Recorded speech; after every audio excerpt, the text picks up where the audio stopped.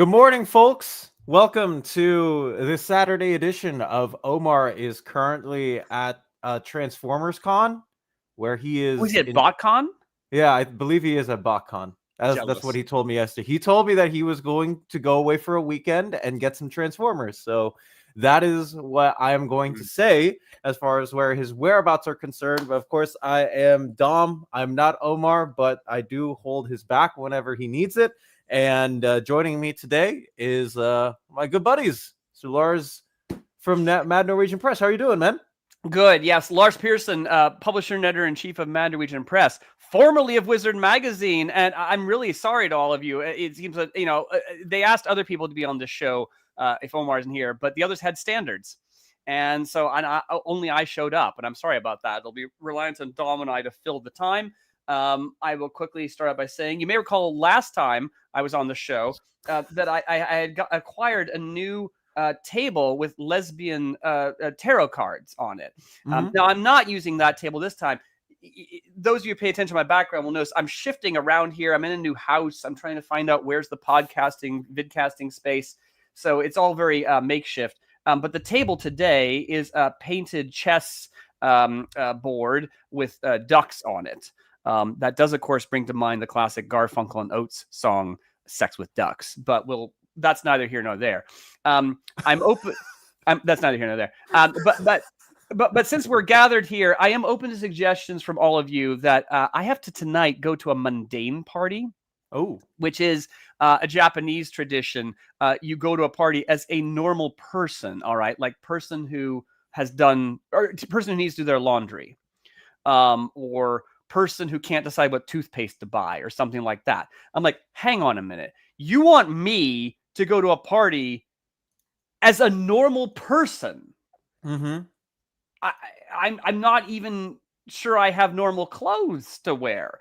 And someone's like, well, do you have anything sports themed? I'm like, I have the Transformers hockey jersey, the Green Lantern hockey jersey, and the Grimlock Transformers pullover. So any suggestions how I can cheaply and rapidly achieve being a normal person are appreciated.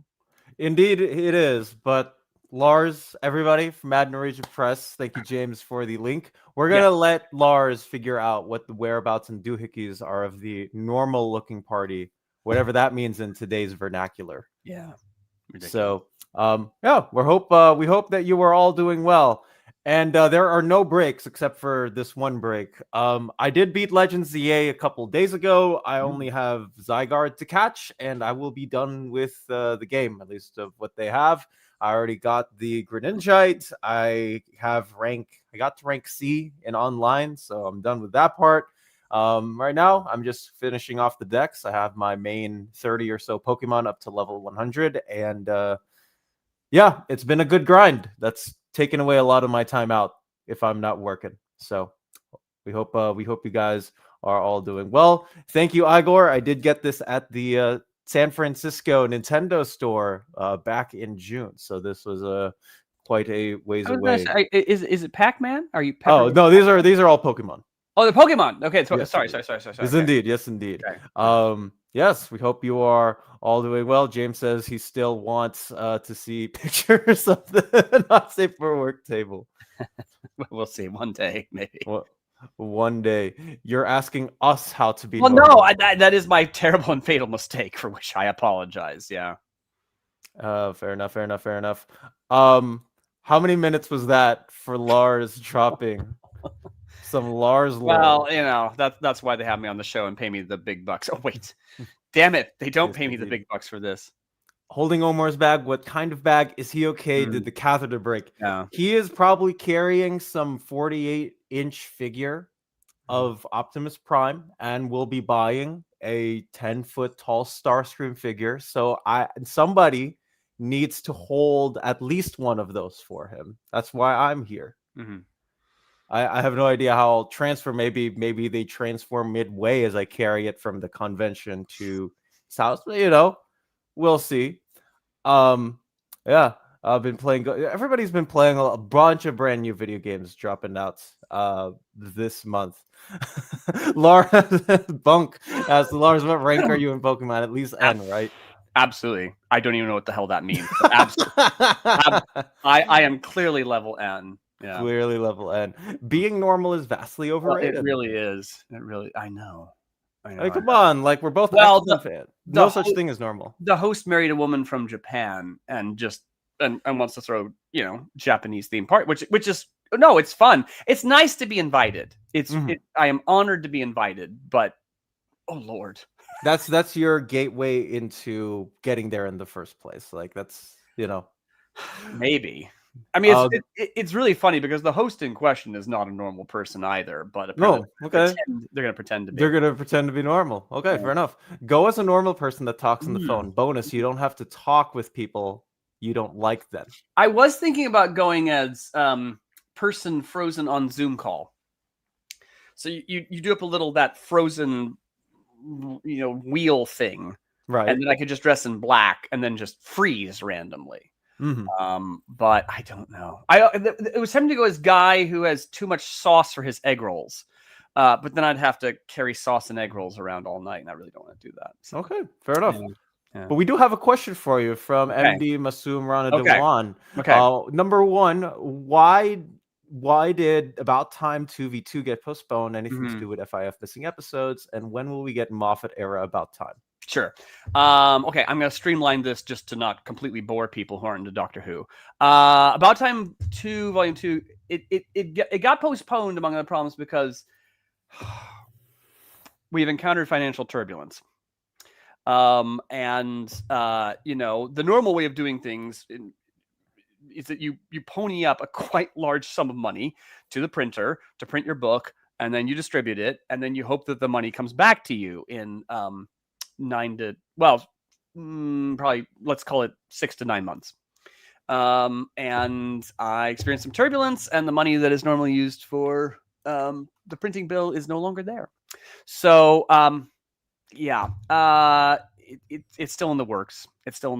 I don't know exactly what's going to happen with that moving forward, but these are just the challenges. Nothing to do with the missing episodes, which we can talk about if you wish. Nothing to do with that. When we get Moffat era About Time, that's a very good question. I keep spurring Tat Wood, the writer, to focus on Moffat era About Time because I'm quite keen to see it myself. But he does like revisiting the older eras. So we'll see. That I don't know. And then third. Fair enough. And then third, will we get a new updated version? That's not the TV only version. I have spent a shameful amount of time working on the new all-encompassing A History. And that one, again, you start to worry because the last version was 3 volumes, $30 each. So that's like $90. You start to worry that like it gets so big and so encompassing and the price gets so high. Are you just pricing yourself out of the market because people don't want to pay $100? Because if we were to do another edition, it would be $120, maybe $130, because paper costs money.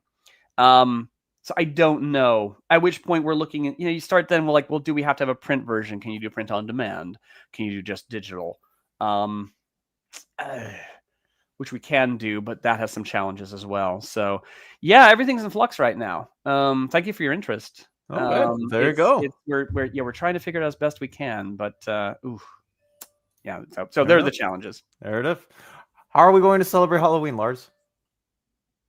Well, again, I'm going to the mundane party. Halloween itself, I don't really have plans, but what are you doing?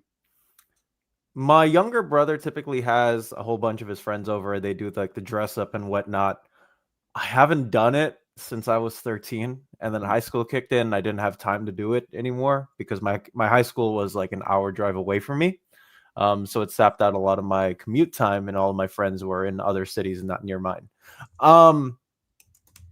I will probably just be playing Pokemon on Halloween, Fernando.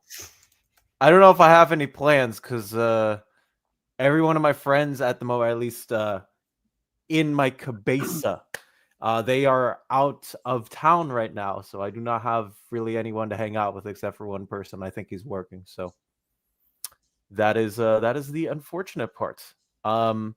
Let's see. Are you interested? Are you interested in Marvel Cosmic Invasion, Dom? I can't wait. Yeah, I am probably going to buy it at some point. Will depend on how much money that I'm going to a 49ers game in 2 weeks, and those are not cheap. I'll just say food typically costs about $25 or more every time I go. So we will see how much money I have, but I am planning on picking it up at some point. Have you thought about not going without food and just not eating? That's a great question, but I'm also gone for most of the day. That's the problem. Yeah. It always my strength is always sapped with walking to the stadium, sitting in the stadium, and all that other stuff. Yeah. Any chance we could see a monster-sized companion book for Hellboy? Hmm.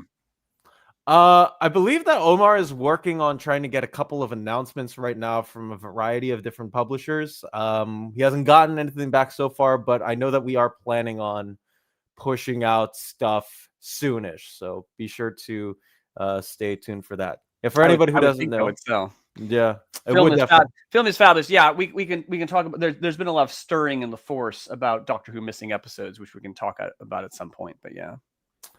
Indeed. I have a question. Are gallery editions by Marvel canceled with the arrival of archive editions? Are they two separate lines and gallery editions still continuing? I love gallery editions. Wouldn't say they're like completely canceled, at least this as far as what I know. It's just that there will be more focus, so to speak, on the archive editions because of all the restoration and ads and whatnot that they are putting into the work versus say we got two separate lines going on. I did find it interesting that Marvel is bringing back the standard size hardcover line for a small amount of their books. Like, for example, the Christopher Priest, Joe Quesada, Marvel Knights World to Come 6-issue miniseries is getting a standard size hardcover.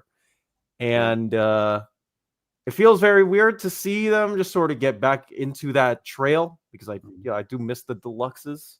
We've only had two deluxes so far since Omar said that they would be coming back, so I would like to see those back in at some point. I am kind of on your side and what I think you're really asking here is I like the gallery. Sorry, the wait, hold on. Now we're talking about no wait. There's the gallery editions, and then what's that new range there?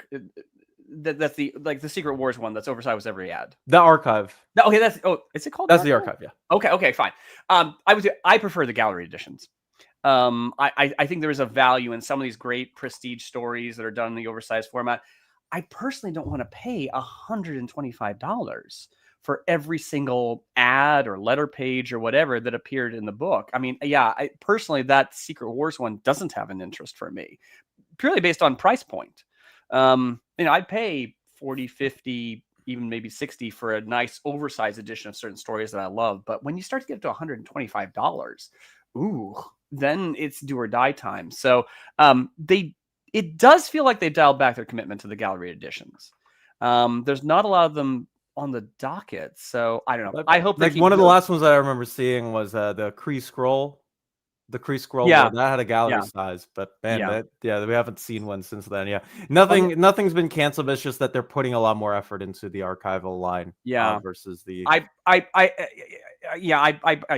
do like the gallery, but maybe they weren't making any money as much as I like them. Maybe that format of stories that have been released over and over again just wasn't singing with people. So I don't know. I hope they keep doing them. I have them. They're great for autographs. You go to a convention, get them autographed. I hope they can, but no, they do seem to be waning in their commitment to that. For sure. Body by Liefeld, Halloween Plans by Green Lantern, Jonah Hex, Justice League, Exodus, Mummy Deluxe. Then we are broke. And I'm broke. Those are good those are good plans. I would definitely say. Body by Liefeld, my goodness, you could be in high demand in certain quarters, but yeah, it's true. So. We do eat a big breakfast, but the parking that my friend and I usually get is like about a mile from the stadium because that's what's cheapest.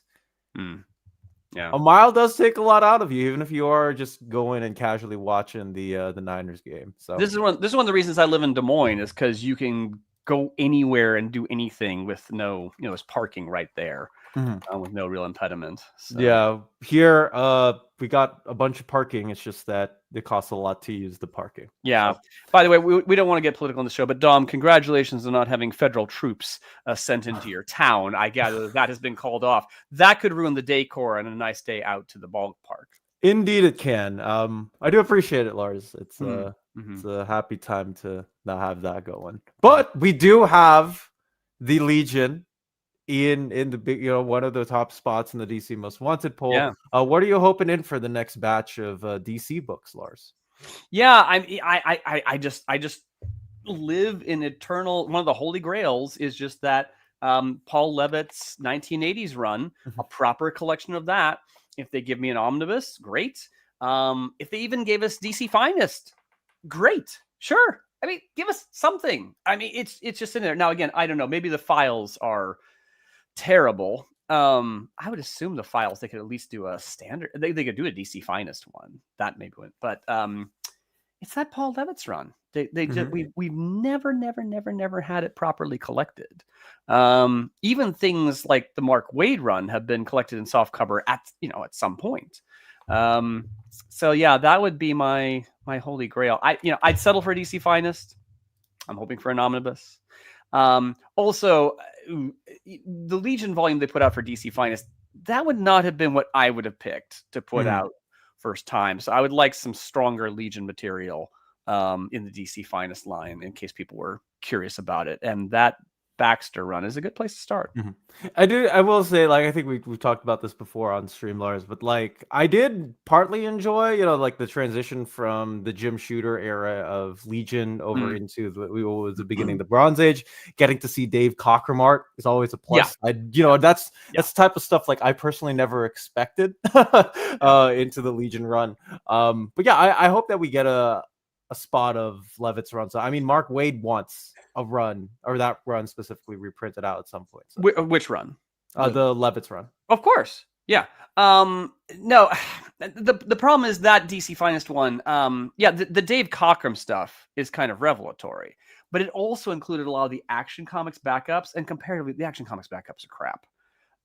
So I fear they made you wade through some dross to start to get at stuff which conceptually is a lot more interesting. And Cockrum visually does reinvent the Legion, and the stories improve greatly too. But no, it's just it's not new reader friendly to my mind. It is. They didn't start playing their power cards, and I would prefer them to play some power cards. Okay, fair enough. Whether we get a Waid reprint of either one of the ones, but Levitt's, there's a good chunk to push out and to print out. No, it's just sitting there on the table. And again, maybe there's some behind the scenes reason why they are struggling to do so. But because we're learning that some of the files don't support an omnibus release. It seems like this is why we didn't get a James Robinson Starman omnibus release. We got a compendium. We got 2 compendiums. Compendium, because the files, that's what the file size will support without massive money spent on restoration. And so maybe Legion has that same issue, but okay, fine. I understand. Give us the soft cover. Just give us the soft cover. Or fair enough. Nothing else. Give us something. I want all the Batman omnibuses to appear in the next DC announcement. All of them. All of them. You know what? The fact that we're getting Bronze Age Omni 1 in the year of our Lord 2026, I think is very much not only a step in the right direction. I love that they're doing it. I'd love to see them do a post-crisis one, because I have been reading, the 3 Batman DC finest that we have from 1985 to 88, like rough and thereof. That era of Batman is so good.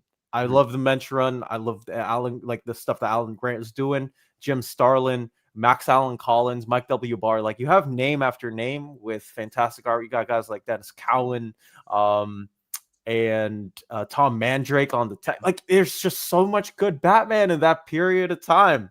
I have been enjoying myself, but yes.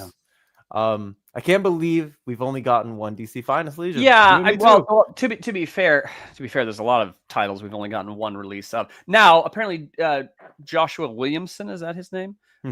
Is doing a new Legion series next year. And if they release a new Legion series, well, it's funny how they when they announced a bunch of new series that DC is doing next year, a lot of people were like, Mhm. "Oh, does that mean we'll get DC Finest editions of some of this? Does a new Firestorm series mean you will finally give us a DC Finest Firestorm?" Mhm. And I hope so. I hope so. Yeah. So yeah. So if they're doing a new Legion title, then I would pump out another DC Finest. Oh, for sure. Like even just getting to see like new gods and the demon get DC Finest editions, I Yeah. think means that we're getting more. So I mean, I really like all of the things that they have been doing with that line, and I think they've been hitting enough of the rough edges, Sure. versus the regular Trinity and the core JLA members that Mm-hmm. we are getting a good sampling of. Hey, that like we publish more than these regular guys that you see on TV or that you Yeah. might know of. Yeah. I also love this. I also love this from Carson. Ads are supposed to make the books cheaper rather than more expensive. Yes. No, indeed. You can't. You are preaching to the choir, my friend. Yeah. Normally I pick on Omar, but since you're here, one hard question inbound. Please.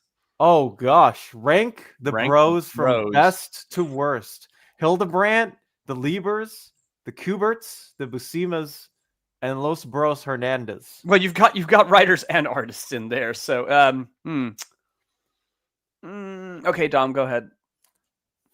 I will bravely let you go first. I am tempted to put Buscema first just because I'm reading old Conan, and by golly, man, those Buscemas can draw, like legitimately draw. I'll put Buscema first. I'll put Hernandez 2. I'll put Kubert 3, Hildebrandt 4, and then the Liebers 5th. Yeah. I mean, again, it's because Stan Lee and Larry Lieber were writers. I mean, come on. We have to put Stan Lee and Larry Lieber first because it's Stan Lee here. But they're not artists. If you're sticking to just the artists, I quite like the Hildebrands. Oh, fair enough. I would probably put the Hildebrands first. This is tough. It's like picking between your favorite children, man. Like it is. How do you choose? Because I can say a lot of nice things about the Kuberts, and I can say a lot of nice things about the Buscemas.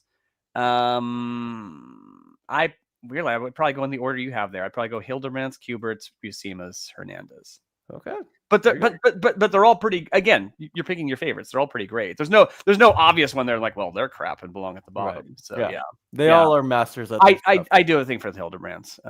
Yeah, because some of those iconic posters that they did. Jesus Christ. Okay, more than fair enough. Let me see if I can pull in. Yeah, definitely they should continue with gallery editions. In my opinion, there are so many good and classic story arcs they can do. Paving that amount of money for archives just for nostalgia is ridiculous. No, I mean if the people want to buy it and they love it, God bless you. I'm a big believer in give the people what they want, and also there's some projects that like Marvel, the price point being higher might make the whole thing worth it. So. Maybe there's a lot of people who want that Secret Wars run. I'll probably skip it just because it's quite expensive. Quite expensive, and I personally don't need the ads. But that's just me. That's more fair. And I think we can get. I think you can make a good book without needing to have everything. Like these are for in my opinion, like archives are for the ones who just like we want everything in it. Like this is the full experience rebranded in the largest form imaginable. Yeah. For me, I don't think I necessarily need to. I'm checking in on it, John. I will get that adjusted as soon as I get back on with another question, so I can get Lars. I like how someone in the feed put YouTube Premium. You fool. Sorry. It's funny that when I'm evaluating my budget and how much am I paying for streaming services, YouTube Premium is the one that I will not give up unto death. Well, because I cannot tolerate the ads. There's just no way on YouTube I'm prepared to put up with all those ads. So I will get rid of Disney. I will get rid of everything, but not YouTube. Not YouTube. I am the mooch that gets YouTube Premium for free whenever they send in like sometimes Google will send me, hey, do you want 6 months of premium for free? And I'm like, Yes. Why wouldn't I want 6 months of YouTube Premium for free? And then I just wait for the next rollout to go, and I just deal with the ads until then. Well, there's been some discussion about this because, again, discussion whether the streaming service model works. Is it profitable? So when I was looking at my budget here, I decided to turn off HBO Max for a while because there's a lot in there that I really do like, including all the DC content. But I'm like, okay, I'll turn it off for a while and maybe turn it back on. And suddenly HBO Max is like, oh, wouldn't you like to have half off for 6 months? Mm-hmm. And I said, even with my budget, I'm like, okay, I can afford $8.50 for 6 months. But there's a certain smell of desperation about that. That they're that desperate to keep me. So I don't know. Okay, fair enough. But yeah, the HBO just raised their rates, of course, for everybody else. But if you're on the promo, then you get it. Yeah, it's indeed. Yeah, people are agreeing with you. Yeah. I use front end clients for ad-free YouTube. I also have my YouTube Premium folded into my phone plan, and so that has I pay a little more for phone, but you're like, well, I get YouTube with that too, and yeah, that makes it a little more agreeable. More than fair. I think I accidentally got YouTube Premium because I haven't gotten ads for a long time. I hope your credit card's doing okay though, How to Spear, because YouTube. I remember when YouTube Premium was called YouTube Red. It was like $6 a month. And I remember there being this super big petition that people tried to write. I think like over 2 million people signed up for it, where they said we need to delete YouTube Red or else, it's the price is only going to increase and they're going to continue to run away with it. I believe it's now like $19 per month to have the premium service. Yeah, sure. Which is, it's a lot of money. Yeah. That Disney guy who's talking about Batman Hush earlier said, when it comes to Marvel Premiere versus DC Compact Comics, I find myself liking Compact Comics more. And I think for the price point and for the selection of stories they have, granted, they started off the game much earlier than Marvel. I think I would be in that same boat too, in terms of which ones I prefer personally. Yeah. It's funny that how, again, well, the economy going the way it's going and people's budget feeling squeezed and then streaming services are the first thing they go, do we really need all of this? I am one of those terribly shameful people who doesn't have Disney, and that meant for the new Alien series, I had to be going over to someone's house who they've got Disney. And I mean, maybe I mentioned this before, but their grandmother was dying. Actually it got very complicated, but yeah, their grandmother's dying. So the plan was that they were going to be out of the house, sending grandma on her way, and that I was going to go into their house and watch Alien. But then they got home having their grandmother hadn't died, so it all got very confusing. I see. Well, I think even in the confusion and with all of our wallets beating, I mean, just like the thought of having Batman Hush and Quarter Vowels, Kingdom Come, Batwoman Elegy, like all available in a $10 format, sometimes cheaper, depending on where you can get it. I'm not saying any part. You can always check out our sponsors. I think just having that affordability in any type of format, bring in new crowds, and for people who might be on the fence with one of these books, if they want to buy it in Omni later, they don't want to be killed off by the wallet. Yeah, I think it's a great way for getting new people. And every single creator that I've talked to in the last year have told me, like, I really like what DC's doing. And I think every single publisher has agreed, because a lot of other publishers like Image, even Oni Press, obviously Marvel, have all taken up to the liking of, we need to do it in this format too. So success. Well, you need to say, but a lot of comic formats are so unbearably expensive. I mean, we forget about this. You have to commit a fortune to buying them. So having that much cheaper gateway drug, I think I told the story one time. This was a few years ago, but yes, I know grandmothers. There was a grandmother who was in our local comic book store, Mayhem, and her grandson was having a birthday or something, and he was into X-Men. He liked Wolverine. That's right. He liked Wolverine. And so I found myself trying to help her find something on her budget, and it was excruciating. Eventually, a total stranger, gave her $20. So, well, I was basically like, here's what you need to buy, but it's beyond your price range. A total stranger will give you $20 and then you can buy it for your grandkid, and then everything's fine. But you're like, we shouldn't have to be doing that, Right. You know? So, well, you can get DC Compact Comics editions at Walt's Comic Shop. I'm not doing the thing because it's not that time yet, but you can get it over there if you are in Europe. Yeah, you guys remember when you could send direct messages on YouTube? Been on the site for long. It has been that long, huh? yeah. Now it's all community focused and whatnot. With DC switching back and forth between pre and post crisis for DC Finest, which pre crisis volume would you like to see? Pre-crisis. I mean, I would have said the Bronze Age until the new Omnibus came out. Yeah. I think that's where I'd start to like. I don't know if I want to. Yeah.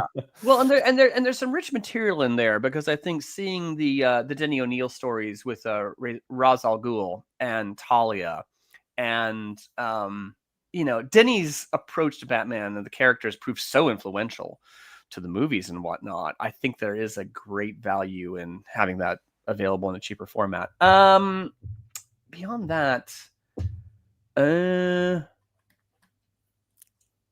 yeah, I don't know. Dom, what are you looking for? I've read some of the Silver Age stuff just based off of recommendations from other people, and also reading through the first appearances of Zur-En-Arrh because Grant Morrison used it in their Batman run. Sure. I don't know if it's my fave, man. I've read a lot of Silver Age books better than Batman, so yeah, I'll stick with Bronze Age, and I think I'll keep it there. Yeah. Hi guys, can you tell me if Joker War 3 Jokers have been collected in Omni format? Joker War, at least the Batman portion of it, is in the first omnibus of James Tynan's Batman run, which is out everywhere. 3 Jokers has only been collected in Absolute, and since it's only 3 issues, I doubt it's going to get an omnibus, but maybe they'll do an oversized hardcover of it in the future. How much a month is too much to spend on comics? Jesus Christ. It depends on who you are. I mean, some people make a lot more money than I do, and the amount that they drop on comics a month is truly shocking. But it's shocking to me. But if you can afford it, then go ahead. Dom, as a penniless student, what do you recommend? As a penniless student, I typically just spend $75 a month on comics. Okay. It's usually like an omnibus and a couple of single issues. I do have the fortune now to have people sending me stuff, which is cool. So I don't have to, kill my wallet every month. Yeah. But yeah, I typically try to keep it under $100 a month if I can help it. Right. Sometimes I go over if there's like 2 omnibuses a month I want, and Omar's like, "Oh, I don't want to let you review this," which is partly joking, by the way. But yeah, for the most part, yeah, I try to keep it under 75, because I think that's a good barometer for all of this. My brother go ahead, sorry. Well, I, a grown-ass adult with a salary, I was keeping it to 100. Well, also, again, I'm probably the most non-completist collector on this channel, and so like I don't necessarily want everything, but I was like, okay, $100 a month, and then I've hit some financial turbulence, so I've had to revise that. But yeah, it was $100. However, I did, occasionally though, you just have to look at your collection. I did just flog my. I had Astonishing X-Men, the direct market variant, the Whedon John Cassidy run, which sealed. It's going for about $300. It's a lot of money. Well, I sold it for about $300, and that will fund some purchases. Well, and that one's like, it's like, which would you rather have, this sealed book or $300? And also, they're probably going to reprint. It's one of the most famous X-Men runs ever. Yeah, they may not reprint it. I mean, they may not, but the odds of them reprinting that one are fairly high. It's incredible. So I was, sometimes, look, folks, sometimes just take the money. Take the money. If the moment is now to make $300 off this book, take the money. $1,000. It's a lot of money. It's your tax. That's a lot of money. That's after tax, man, unless you can deduct it somehow, which That's crazy. That's crazy. Yeah. That's like more than 11 times my budget. Yeah, there was one guy I met at a party. He'd just gotten into X-Men Omnibus buying, and he dropped, like, because he was starting from ground zero, he dropped like $1,000 on all the X-Men omnibuses. And I was like, good Lord. I mean, I can't do that. I can't do it either. Yeah. Do you think DC Finest will ever cover Hellblazer and Nightwing? Considering that we have Static, which just came out not too long ago. Also, one of my favorite DC finds that released this year. I don't see why they can't. We will probably get to see Hellblazer at some point. I don't know when, but I believe the chances on it are very high. Nightwing is as well. Although I think with that one, obviously it's been covered in the compendiums and also in the thinner trade paperbacks. Right. Sure, they'll get to it at some point. We have a DC Finest Robin upcoming in the new year, and we're probably going to get Nightwing. And at some I would point. think definitely Nightwing. I mean, the Marvel Epic line reprints stuff that has been collected 87 times all the time. So I would think Nightwing, they'd want to definitely have some of that available. Hellblazer, I don't really know their policy on the Vertigo characters, whether they want more adult fare mixed in with their classic Doom Which Patrol. is weird because there also have been reprints of some, I'll just say, some adult tales in DC Finest. What's the edgiest DC Finest we have? What is the edgiest? Well, it's not pure edge. Hold on, which one was it? My mind is leaving me. My mind. My mind is leaving me on this. They're going to make me cake. Well, I mean, they did print out the Killing Joke in DC Finest. Sure. Okay. Yes. So I think they do have they're gonna hold bar. Yeah, but you see, but that's an edgy part of Batman. Someone in the feed is pointing out that it's astonishing that they collected all of Hellblazer in softcover, but the paper quality was crap. It was really bad. So there's opportunity there, I think, to do a DC Finest Hellblazer collection. It'll just depend on whether they think that's appropriate for the kind of market they're going for. Again, the Garth Ennis stuff is a gimme. It is. I mean, put that in DC Finest, it will sell. Someone mentioned the Longbow Hunters. Yeah, that's true. Yeah. No, there's you have to. You got to. Yeah, the Longbow Hunters does get there. I don't know their policy on, because have they done any of the Vertigo stuff? Not really. Not yet. Not that Hellblazer started out as Vertigo. Right. But still. Not yet. Yeah. But perhaps they will. But like I said, they put out a milestone book in DC Finest. I believe the paperwork should be there for doing stuff that isn't relegated to main Earth Zero continuity. So to speak. Yeah. Lars, for somebody who's never read any Legion of Superheroes but is interested in reading stories, where would you recommend starting? The Great Darkness Saga. I mean, it's really that simple. So if you get the Great Darkness Saga collection, it actually has a number of issues before the Great Darkness Saga that kind of lead up to it. And frankly, that's where I started as a reader. I was just little Lars living in small town Iowa, went to the grocery store racks, and I started with issue 286, which is issue 3 in that collection. And they really make it accessible because Legion had been running for 25 years before that point. But it is pretty easy to get into the groove, figure out who people are. So the Great Darkness Saga. Now you have the impediment that the Great Darkness Saga itself comes off as so epic and high stakes and is in a way so awesome. Everything after that feels a little anticlimactic. And I think even Paul Levitz and Keith Giffen would admit that, they blew their wad really strongly. And then what do you do after that? I think it is strong after that. But Great Darkness Saga actually is a very excellent access point. There you go. What do you guys think about the talks of a WB buyout? Depending on who bets side of them, what do you think it could mean the DC side of things? I don't know that it will automatically mean much on the DC side of things. Again, this isn't really a politics channel. Of course, there's concern that if certain individuals buy Warner Brothers, what political impact could that have on CNN and things like that? I, in a way, hope that Warner Brothers doesn't get bought because Warner Brothers has gone through a series of terrible ownership decisions. Yep. When AT&T, AT&T, right? When AT&T one of the worst periods ever. Everyone was like, "Why the hell is a communications company buying a major studio? That makes no sense." And indeed, it didn't make any sense, and it was an absolute fiasco. I don't know.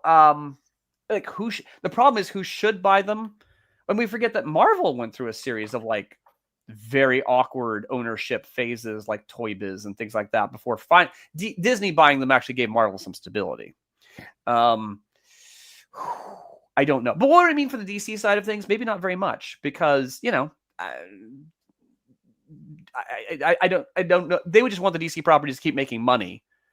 And beyond that, do they really care who's in charge? Not necessarily, as long as, like, if James Gunn is doing his job, I don't know that they would be tempted. Right, as like you're beholden to the stockholders. Yeah, if James Gunn is doing a pleasing job, then I don't know that they would feel an urge to just get rid of him.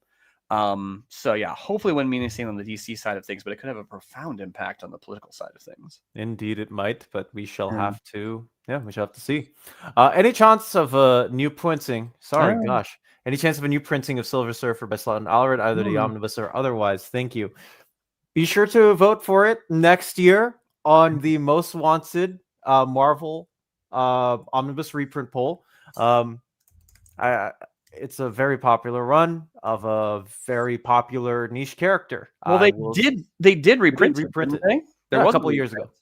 Yeah. But yeah, no, I'm checking now, and yeah, it's not available. It'll come back at some point. I have no doubt. Yeah, I would think it would get reprinted, but although we are starting to reach the saturation point that's like, there's just so much stuff to reprint.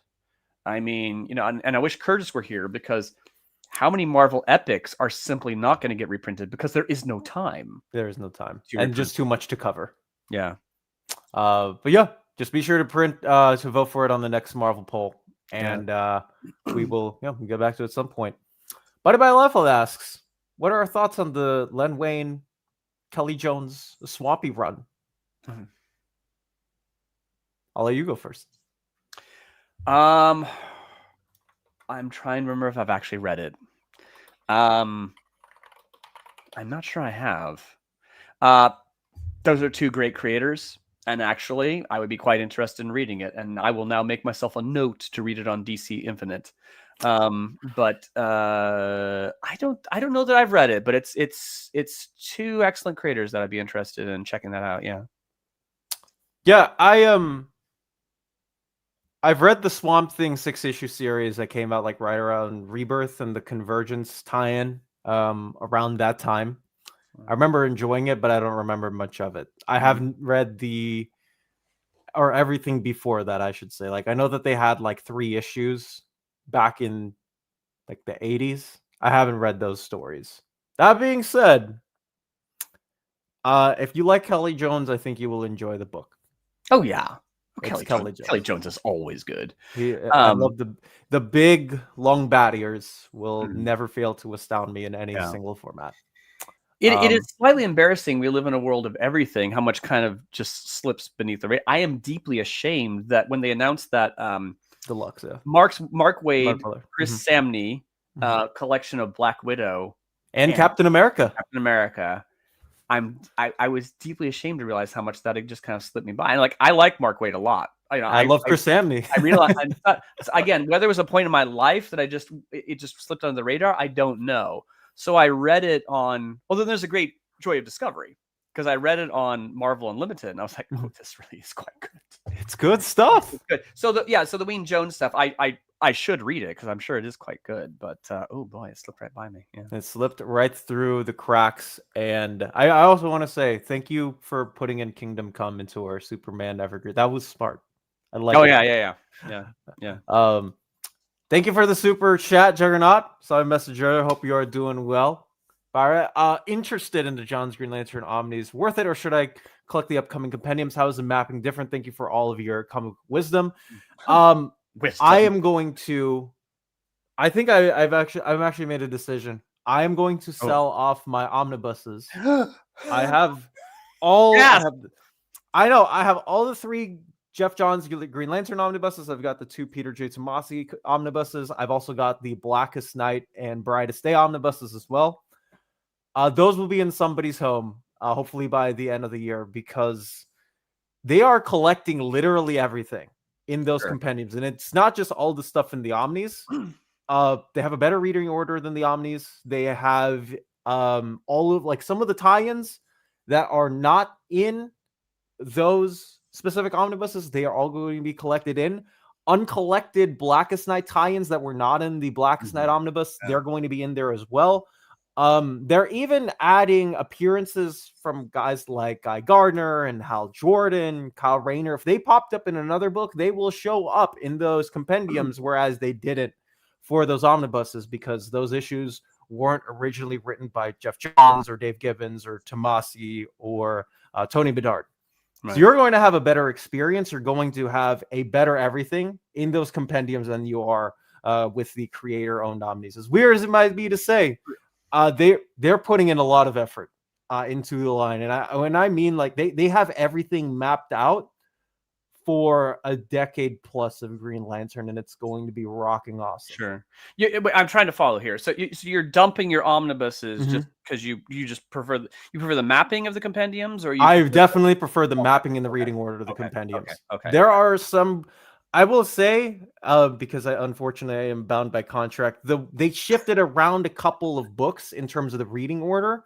For example, you have one of the miniseries they slapped like a little bit right after the start of a certain run. But the way that they have it in the reading order and format is much better in the compendiums than it is in the omnibuses. Okay.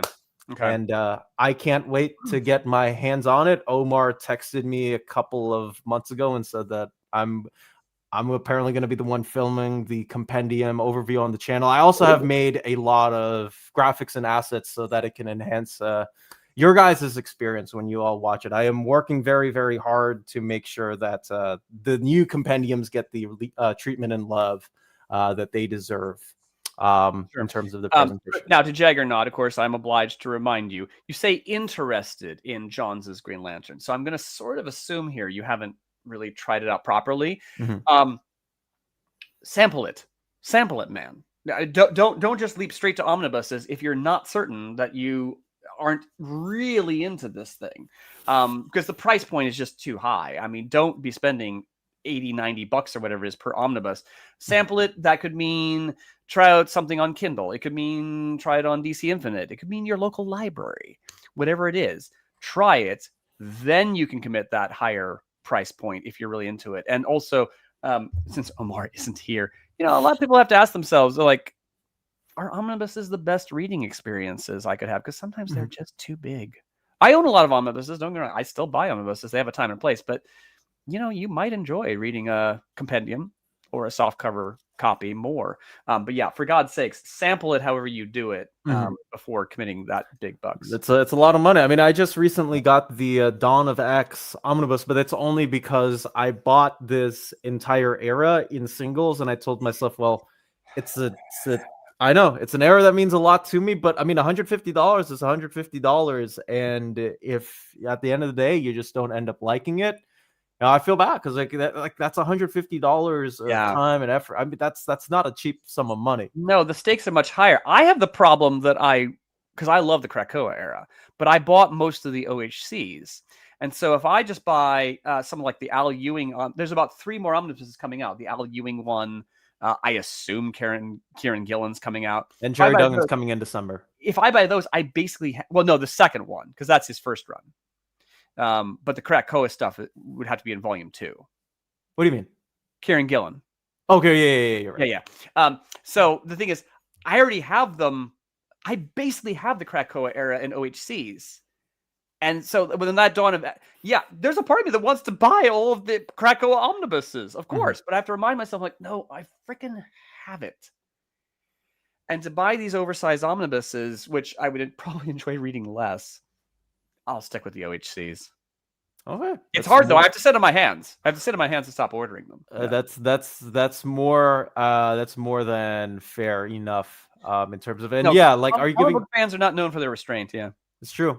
Are you giving up the omnis for compendiums for everything? No, the only reason that I'm doing it specifically for Green Lantern is because I have seen the mapping. I've also helped out and suggested stuff to Omar so that he can suggest stuff back over to DC on this. And the only reason I'm doing it is because I've already seen how the books are laid out, and they are laid out incredibly well to the point where I was even wondering myself, like, did they actually leave anything? Like they've put in a lot of time and effort into all of this and whatnot. And to Immortal Ipsy, hope you're doing well. Why don't DC map their omnis like their compendiums complete? Is it to do with sales or higher when favorite authors are on the title or something else? Omar has talked about this a little bit on Discord.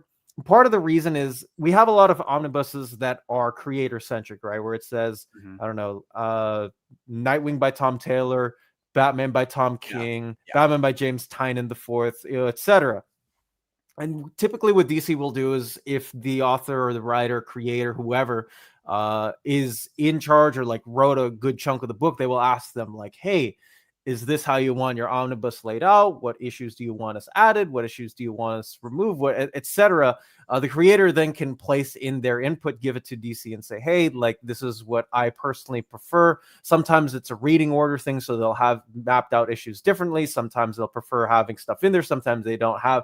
Where, for example, so in contrast to compendiums, because compendiums typically aren't creator centric, DC doesn't have the necessary obligation, if that's what you want to call it, to say, oh, like, let's phone in James Robinson and ask, oh, do you want any other issues added to your Starman run or Earth 2 or whatever that book might be? So there is a difference in terms of what input goes in when they ask a creator for those omnibuses versus a compendium when they don't have the same restraints as something that has somebody's name on it, if that makes sense. Yeah, the compendiums are treated as, a bunch of stuff very cheap.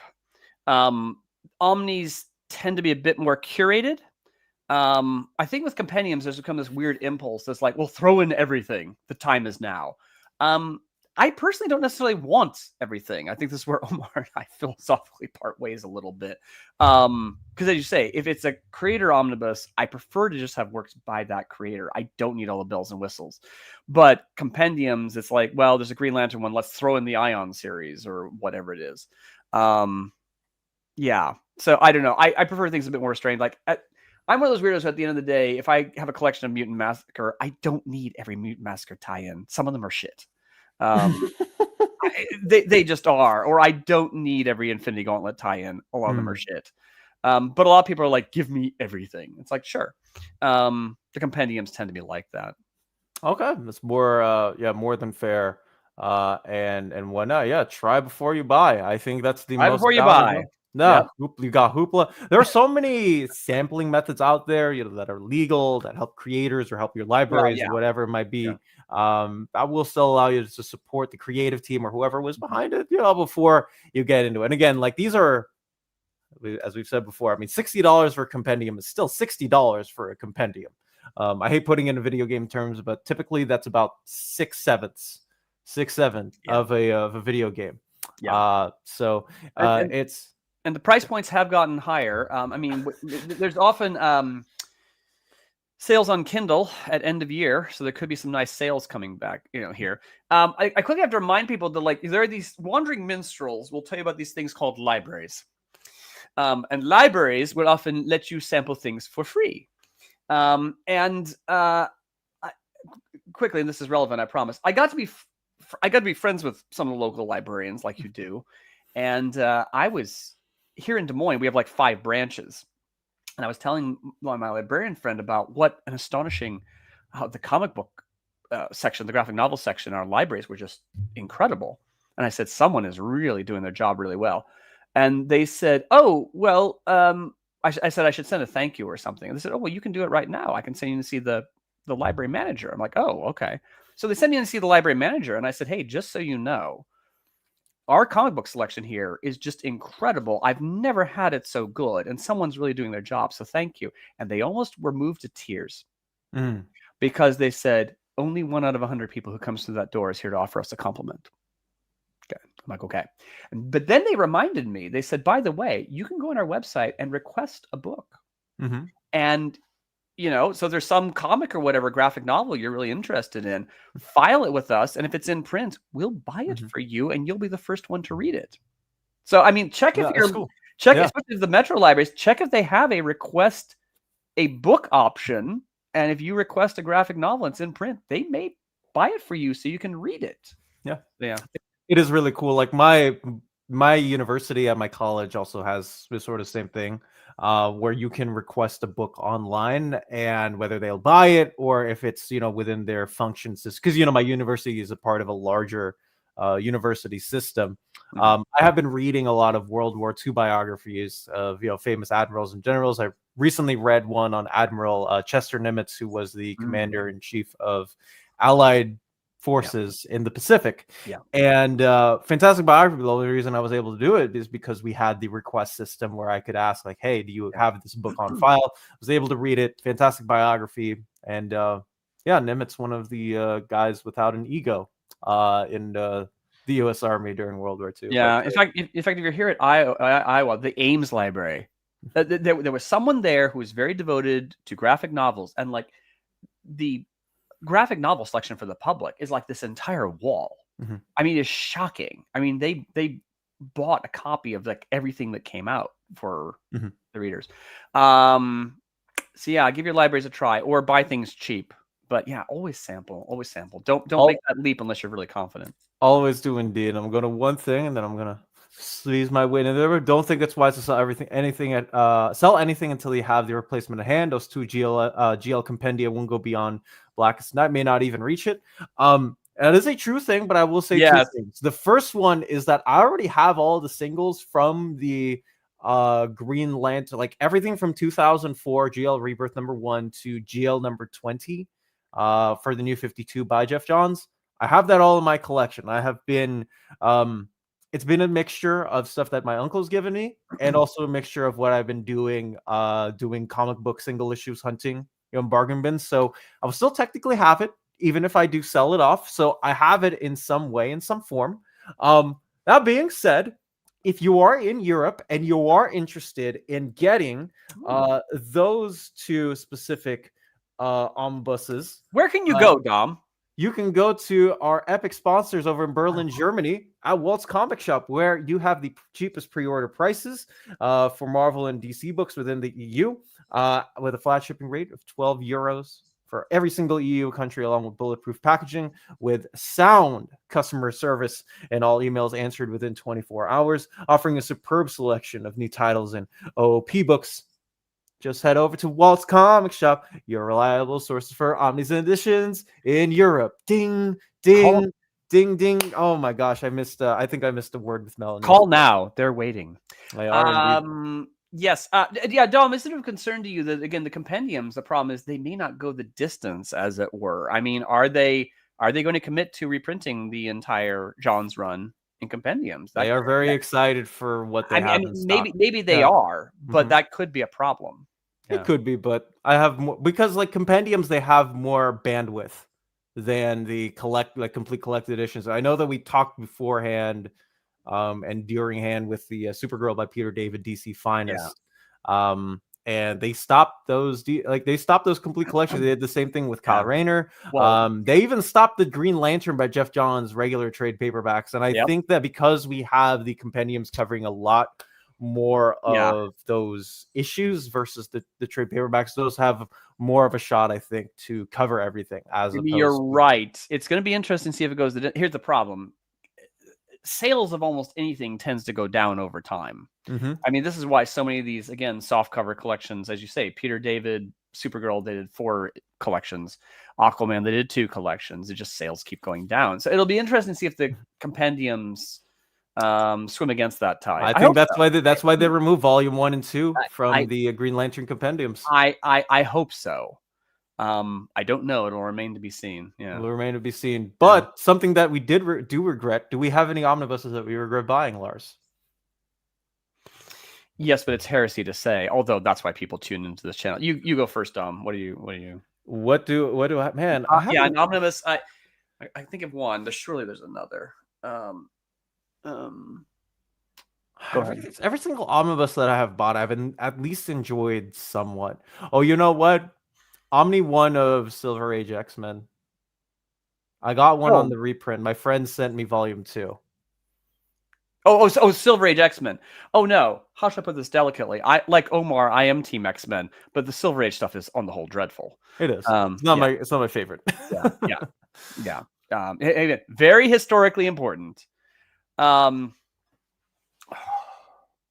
I'm trying. There can't be many. I am so strategic and so picky. The one that I will admit I flogged recently was in a way DC versus Marvel. Oh, interesting. Because, well, again, a very historical piece. I'm glad they did it. I absolutely support doing it. I was thrilled and elated that it's going to be offered to people. But, I'm a little too young for most of these coming out. And also, many of the crossovers are simply not that good.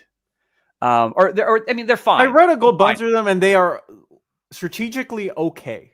Yes, for most of them. That's strategically okay. I think that is where I lie in with like a good half of the book at least. The only one in there that really hotly gets my juices flowing is X-Men. It's so good, isn't it? X-Men and Teen Titans is stupendously good.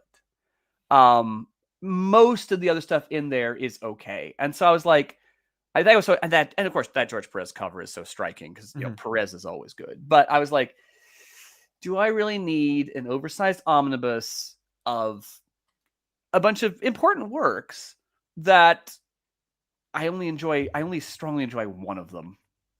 I'm like, I probably don't. And I was like, well, I'll sell it and see how I feel about it. And then if I need to rebuy it, then I'll rebuy it. And I don't really feel the urge. So no, it's a very important work and God bless everyone who has it. But I was like, I really only am in this for the X-Men Teen Titans, and I have X-Men Teen Titans. For sure. Dom, you aren't 48. What the heck are you doing reading history books? Welcome aboard. I have been reading biographies since I was 11 years old. I just remember going into my school library. I saw this really, really big book on George Washington, and I said, I'm interested. I'll go read it. So much to the point where, as my camera dies, and I'll turn it back on in just a second. So much Near Mint After Dark. Near Mint After Dark.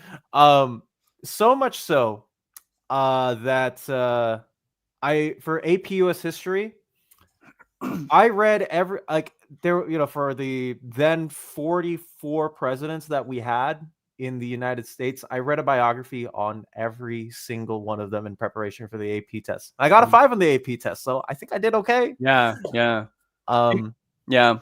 The best biography I read not that long ago with my book club did Clementine. Okay. Which is a biography of Churchill's wife.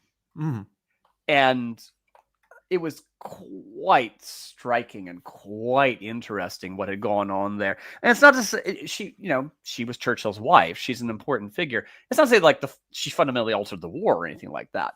But yeah, that one was really interesting to read. So I'd recommend that one. Okay. I have you've recommended 4 books to me. I've only read half of 4, but I will put it on the list. Oh, you've read half. That's your mistake. MP. Well, I know. I just start saying things and hope it's not too dreadfully embarrassing, but who knows? How many GL compendiums will they? Oh man, they have it mapped up to a certain point in year. Okay. And they have mapped that judicial. I mean, they have I'll say that they have mapped over a decade of, because I don't believe I'm allowed to say how many they have. I know how many, but I don't believe I am allowed to say how many. Well, again, DC's problem has been finishing out series, Marvel too, but DC in particular. So yeah, if they can go the distance on that, great, good. That's fair. I regret buying the Bruce Wayne Murderer Fugitive Omnibus. Not a Chuck Dixon fan. Scott McDaniel art doesn't thrill me, and it's a huge book that I know I'll never read.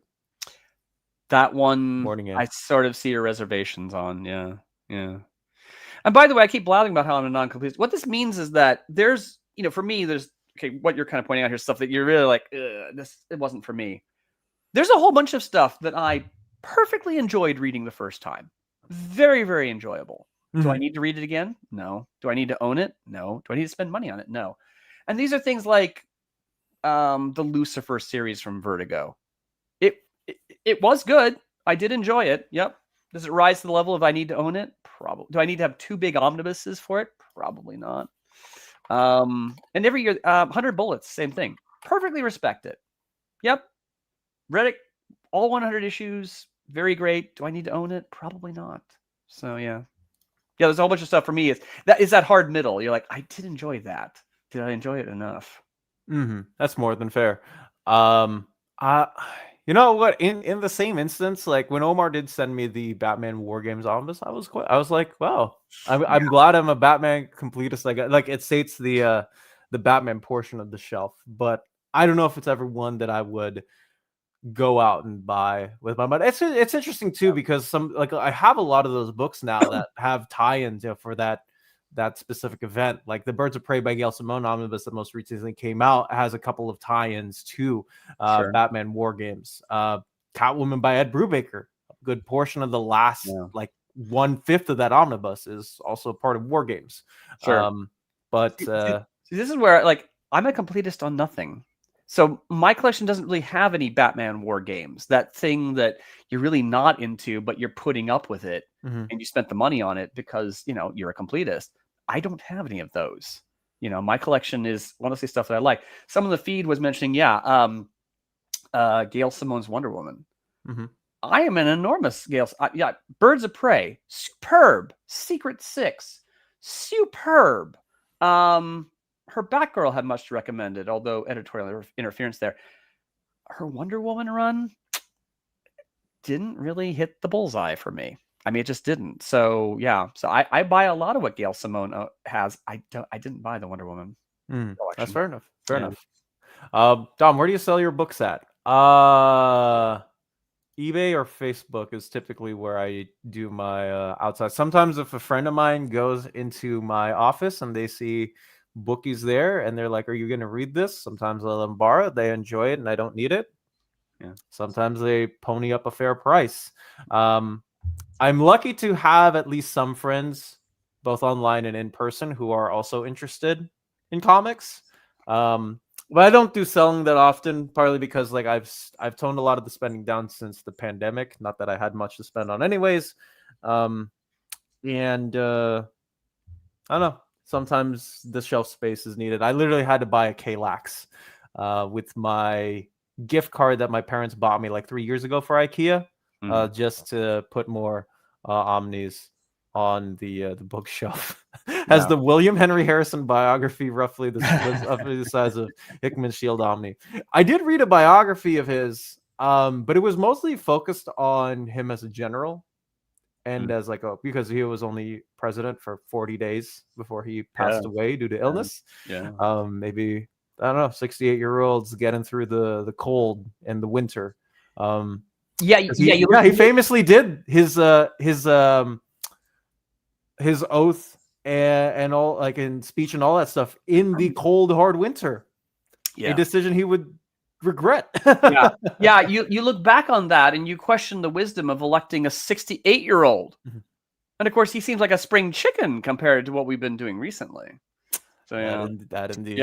I'm also going through an interesting social geek experiment that I just moved houses, and unfortunately I can't use my upstairs because there's something in the carpet that sets off my allergies.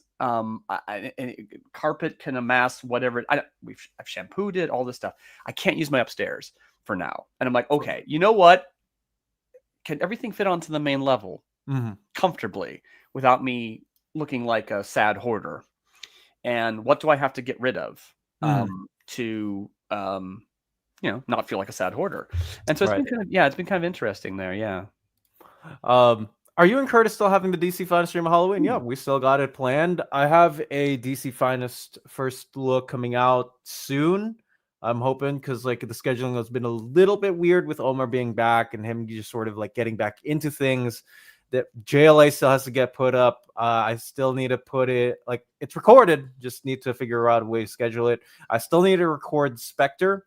I got a little bit behind on that because I won't lie, the first third of the book with Gardner, maybe it's just a me thing. I think Gardner Fox is the most legitimate like company man, like who just writes decent stuff but never tends to wow me.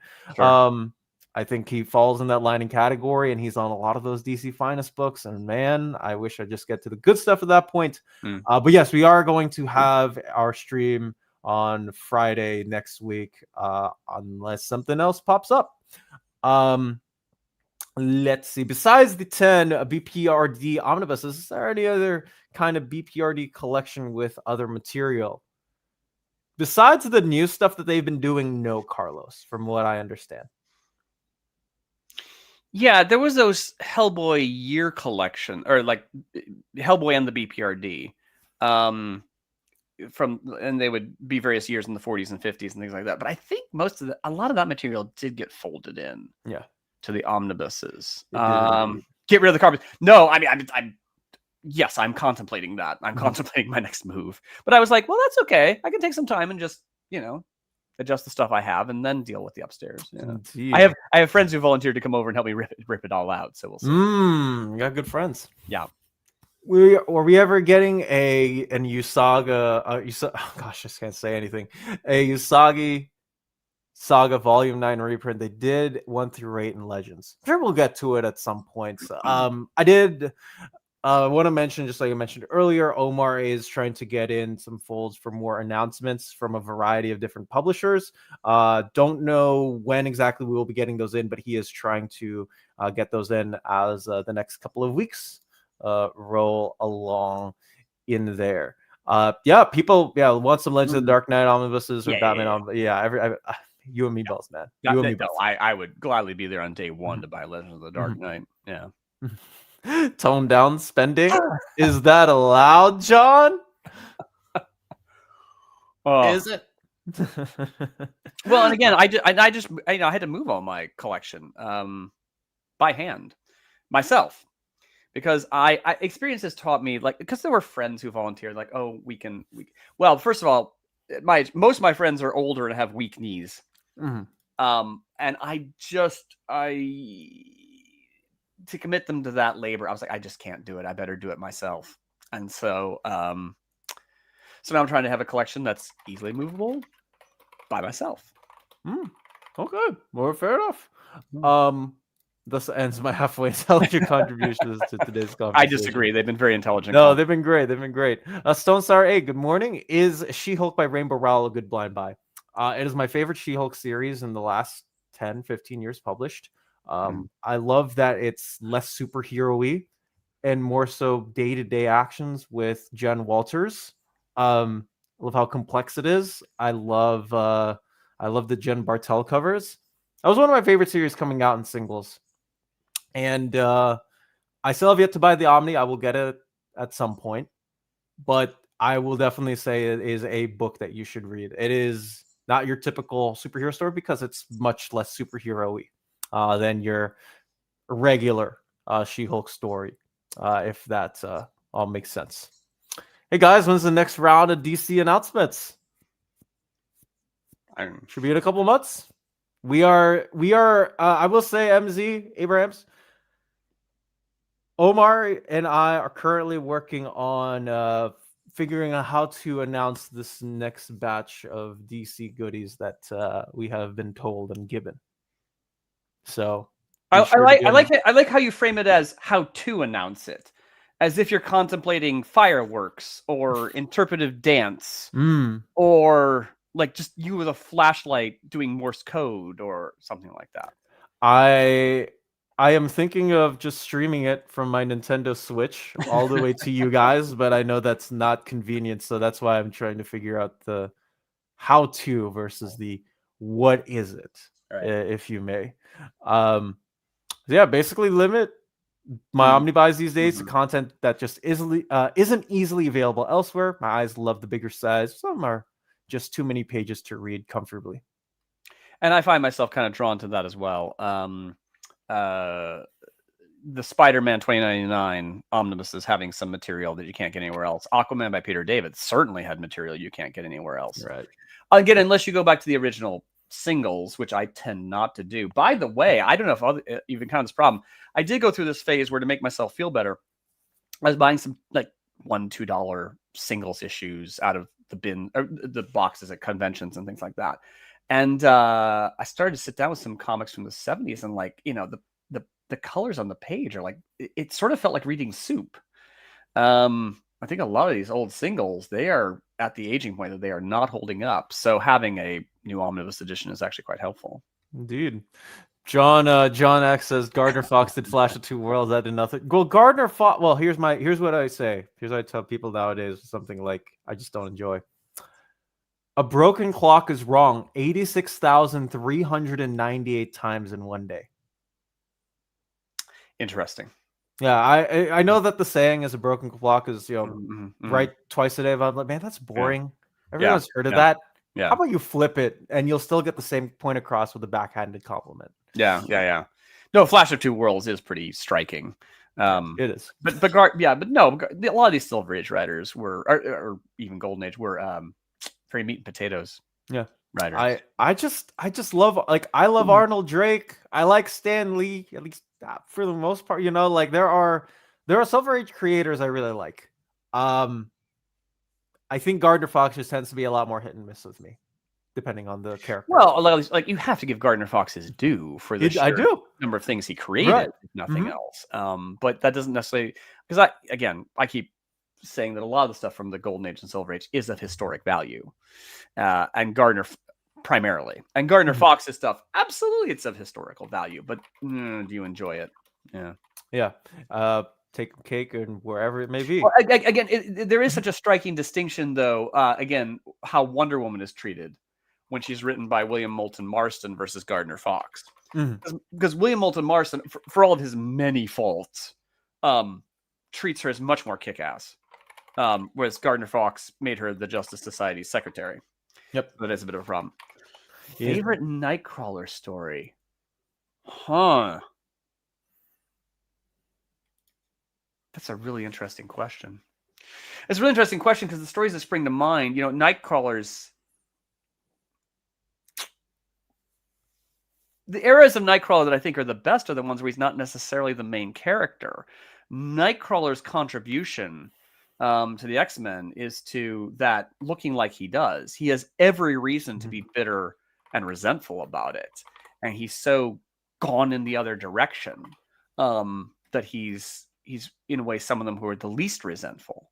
But yeah, some Nightcrawler story, like where he's the star, like the Dave Cockrum miniseries. It's fun. It is enjoyable. It's got Dave Cockrum art. There's been some hellaciously bad ones down the road. The one where they tried to install him as Pope was really bad.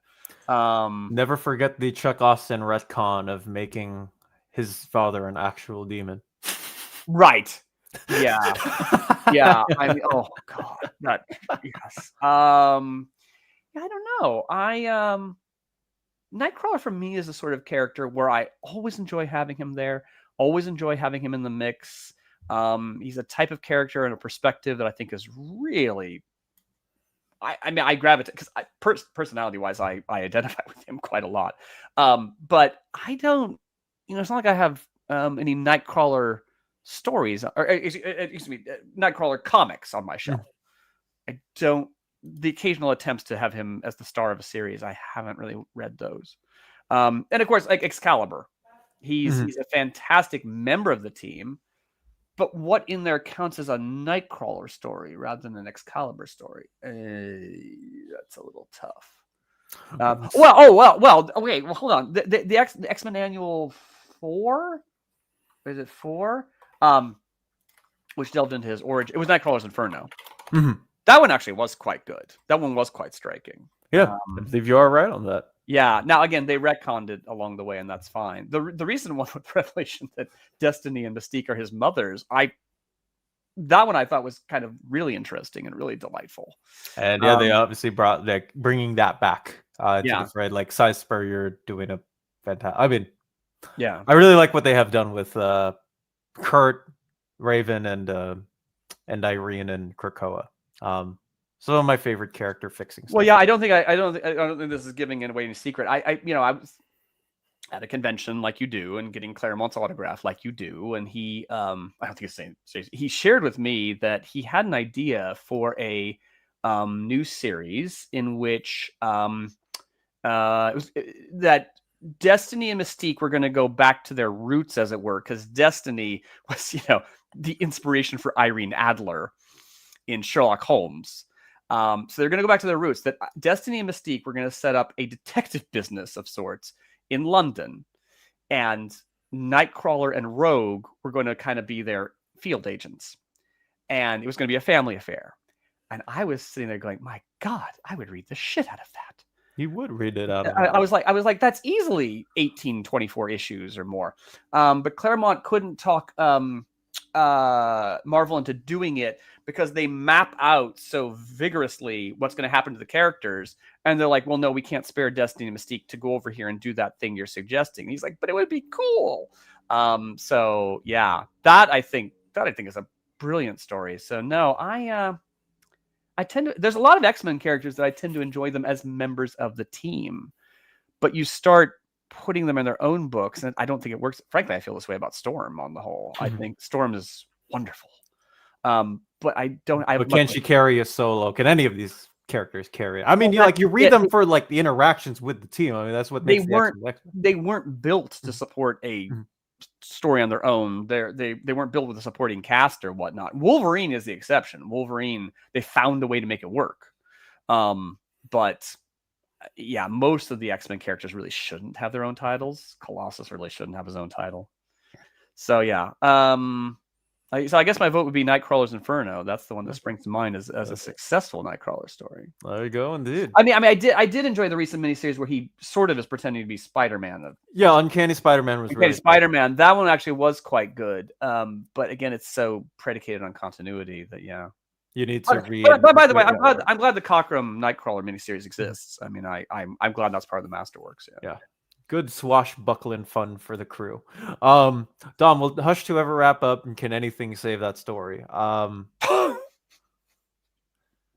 2 will wrap up. I will leave the opinions on that series in your guys' hands, because that's not for. I got Hush 2 signed by Jim Lee. I met Jim Lee a couple of weeks after it came out because he was doing a signing at my shop because he's friends with my comic store owner. We got to talk a little bit about like, hey, like this, what's going on behind the scenes and whatnot. And well, Jim has been wanting to go back on Batman for such a long time. I don't know. I think that there are moments where you realize that some of the collaborators you work with just don't have the same magic in them anymore as they did 20 years ago, 25 years ago, 30 years ago. That's how I feel about Hush 2. Well, I think it will wrap up at some point. I mean, we're kind of returning to an era where just there's certain projects. I mean, this was like a lot of stuff with Brian Hitch, The Authority and The Ultimates. It's like, okay, it's not going to come out every month. It takes as long as it takes. And I think I suspect the problem's on Jim Lee's end, that Jim Lee is just too busy to accommodate. Jim Lee is the president and creative officer over at I mean, when you have like those hats and you have a company to run, the day-to-day stuff becomes he's wearing like 5 hats. So I would assume it will happen at some point. But there's a lot of things, you just gotta be patient. Yes, the correct time is that's not how I don't think that's how it works. Harvey Speakers goes. Like what you like, Dom. I only throw shade. I know. I'm trying to figure out ways to still like to be me and to not be Omar, but still carry on the Omar spirit. I know I've been doing this for a year, but throw shade. Yeah, no, you can go too far, of course. But I was having a rough patch last year, and Omar told me, Lars, come to Heroes Con. You're having a rough time. Come to Heroes Con. We will look at a lot of comics. We will drink a lot of wine and just insult each other all weekend. And I'm like, that sounds heavenly. So indeed. I did it. Yeah. The video is actually uploaded to the drive and everything else. It's just that Jess has been indisposed for the last 2 weeks because he's he just hasn't been on. He hasn't been feeling 100%. Yeah. But I mean, we recorded it. The thumbnail's up. It's just keeping Jess in our thoughts and a full and hope you're doing well. That is what I will say. Just don't want to get into the weeds of it all.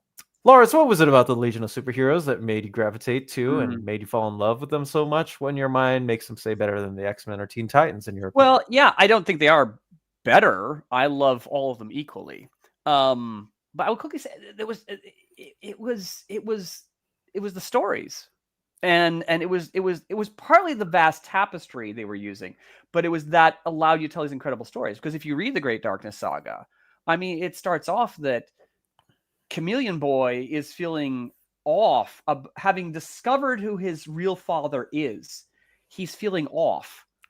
And as the head of the espionage squad, he has unduly leveraged his authority to go on a harebrained mission into Chundian space.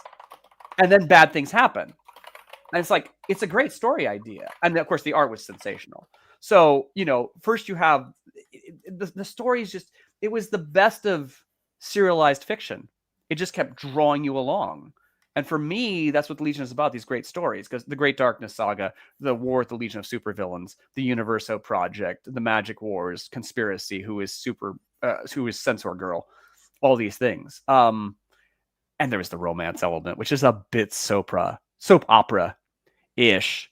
But see, X-Men and Teen Titans were doing the same thing. I mean, Claremont is in many ways writing a soap opera for X-Men. He's doing it very well, and that's not the primary emphasis, but that element pulls you along. So it was just the great stories with great character development, incredible art, and every month you had to come back for that hit. I had to have that hit every single month. And it was a wonderful era where you weren't spoiled on like what covers, because I would walk into the comic book shop and there's the new issue and I'm seeing the cover for the first time. And they had some cracking covers with Steve Lytles. So it's great stories with great characters and it pulls you along and you can't stop reading. And if you can't stop reading Legion, and if you live in Canada and want to read the Legion, go check out our sponsors over at Montreal, Quebec, BD Cosmos, and their site, bdcosmos.com, $25 or 25% off your order, $99 or more, free shipping everywhere for every order at $250 or more. BD Cosmos will get your shipping in through the upcoming Canadian winter, where I heard that the Blue Jays are in town and kicking my baseball team's butt in the World Series so far on game one. But there are more games to go. And let them know that we sent you, and you'll be entered to get ordered in their monthly gift card raffle. And entries are valid for both newbies and returnees. And don't be afraid to call them. They got great customer service. BD Cosmos with Canadian customers in Canada. Hey, no, I have no idea how the jingle goes, but I tried. Marvelous. A flawless performance. Thank you. See, MP, I did. Yeah, I just needed to find a way to integrate it into the ad. That was the only thing that my brain was running off on. Have you all been reading or watching any horror movies, books, anything else of the sort for Halloween season from Jacob? Go ahead. Have I been I've been reading a lot of Conan. I have been reading so much Conan Savage Sword in the black and white that I feel like it's my daily Halloween reading. How about you, Lars? My book club, actually, just because they always pick something spooky for Halloween, they picked the recent Grady Hendrix book, How to Sell a Haunted House. And the funny thing about Grady Hendrix is that he writes family relationships so compellingly and frankly twisted and screwed up that you go along and the supernatural element starts to become less interesting because the just sheer insane drama between the brother and the sister in this story for me was way more compelling that, oh yeah, and by the way, the house is haunted and they're being attacked by zombie squirrels. So I do recommend Grady Hendrix. Grady Hendrix also wrote the Southern Book Club's Guide to Slaying Vampires. And that was an interesting one in that there's this, essentially in the story, a creep. And you don't actually know if the creep's a vampire or not. The creep is presented, unfortunately, you see a lot of family dynamics. There's someone who will show up in a family's life or a family's orbit, and they're being invited along to stuff because someone feels sorry for them.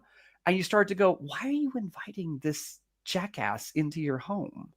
For the longest time, it was like, is this guy a vampire? Or is he just kind of, a douchebag? A sad, sullen, douchebag you just get rid of, and eventually he's a vampire. But yeah, no. So yeah, Grady Hendrix books. And I'm looking forward to the It prequel. Welcome to Derry, which drops on Sunday. Okay. That should actually be pretty enjoyable. There's a good list of horror bookies Yeah. from Larzi. Yeah, well, if you don't know, if Mhm. any of you love Stephen King or It, what they're planning for this show, I think they're planning 3 seasons, and they're going to go into the previous visitations of the evil clown scorpion thing in reverse order. Because the creature's on a 27-year feeding cycle, I think it is. So they're going to go back 27 years and deal with that visitation, and then the previous 27 years, and the previous 27 years. Which I think is an interesting approach. So yeah. Okay, well, there you go. I've never personally watched or read anything that Laura's mentioned. No, nor should you. Nor should you, for God's sakes. Yeah. Or apparently should I, but those are their recommendosos. Those are things recommended. Yes. Indeed, yes, indeed. Just got Danny Ketch 2. Seam Spider-Man. Okay. Love those guys. Yeah. Good to hear. Cruel Summer has its own oversized hardcover. I have it right next to me.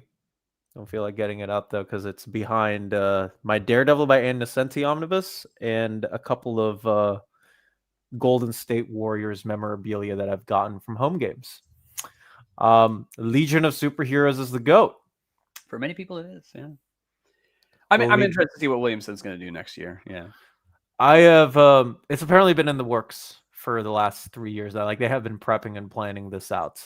Just like trying in accordance, and apparently, like what Mark Waid told me was that he knew that he had somebody was working super hard on it. It's been in development since 2023. They want to get like everything right, even the run that came before Flashpoint, the Levitz run, and the Bendis Legion run, and every single 80 bit of continuity, and they're all trying to fix and hand it out so they can push forward. And we've seen a part version of it in Joshua Williams Superman run too. So he's been enjoying writing them.